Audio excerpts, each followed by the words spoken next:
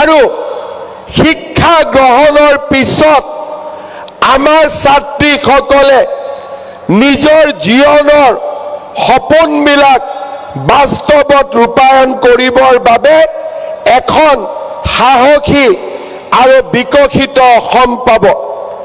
আজি আমি ৰাজ্যত চৰকাৰী চাকৰিৰ লগে লগে জাগিৰোডত টাটাৰ ছেমিকণ্ডাক্টৰ, বঙাইগাঁৱত থাৰ্মেল পাৱাৰ প্ৰজেক্ট, নাহৰকটীয়াত ইউৰিয়া প্লাণ্ট, এই ধৰণে আজি আমি সমগ্ৰ অসমতে উদ্যোগ স্থাপনৰ এক নতুন কৰ্মযজ্ঞত আমি নিজকে নিয়োগ কৰিছোঁ, যাতে অসমৰ ছোৱালীসকলে বাধ্যত পৰি অসমৰ বাহিৰত কম দৰমহাৰ কাৰণে চাকৰি কৰিব যাব নালাগে।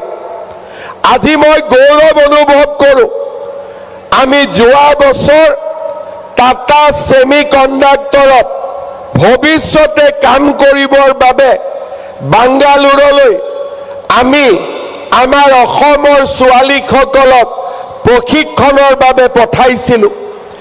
নাৰ্ছৰ শিক্ষা সামৰণি মাৰি আমি অসমৰ ছোৱালীক ছিংগাপুৰলৈ পঠিয়াইছিলোঁ নাৰ্ছ হ'বৰ বাবে, আৰু এতিয়া আমি জাপান, কোৰিয়া আৰু বিদেশৰ বহুত ৰাষ্ট্ৰত উন্নত দৰমহাৰ বিপৰীতে আমাৰ অসমৰ যুৱক যুৱতীৰ সংস্থাপনৰ পথো আমি মুকলি কৰি দিয়াৰ দিশত দ্ৰুত গতিত আগবাঢ়ি যাব পাৰিছোঁ।